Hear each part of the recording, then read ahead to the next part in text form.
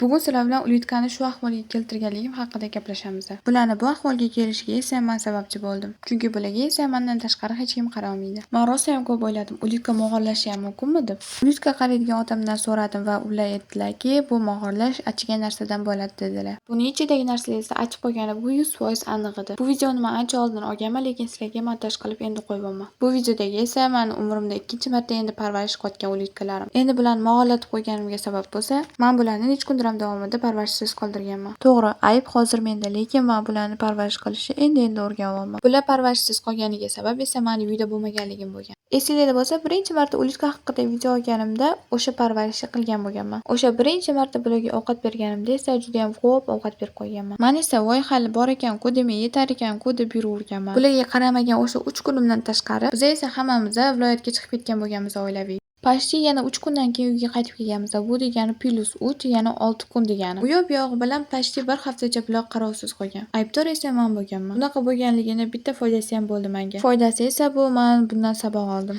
Agarda bunaqa bo'lishini hali ham bilmaganimda o'quvsizroq bo'lib yuraverardim bu borada. Har holda o'zimga yangi tajriba orttirdim. Bir marta qilingan xato ikkinchi marta qilinadi deb o'ylamayman. Hech kim hech qachon qilgan ishiga afsuslanganini qayta qilishni xohlamaydi. Shu bilan bu mog'orni ko'rganimdan keyin srazno ulyutkalarni olib ramashka suvida cho'miltirib oldim. Ramashka suvini pils tomoni bu ishtahani ochadi. Ulyutkalarni toshlarini yaxshilab yuvib oldim shu bilan. Idishini almashtirib, ichiga torf, bodring, kalsiylarni solib tayyorlab qo'ydim. Bu gal ham ozgina ko'p berib qo'ydim, lekin oldingisidan ancha yaxshi. Lekin ertalab turib qarasam, shuncha qolgan ekan. Demak, menimcha u normalniy berganman deb o'ylayman. Bularga faqat salat bargi, bodring beravermasdan karomga ham o'tdim. Bu gal bergan narsalarimni esa 2 kun yeyishdi. Lekin afsuski, bular bir kun davomida tugatsa, undan ham yaxshi ekan. Menga bermoqchi maslahatinglar bo'lsa, kommentariyada yozib qoldiringlar.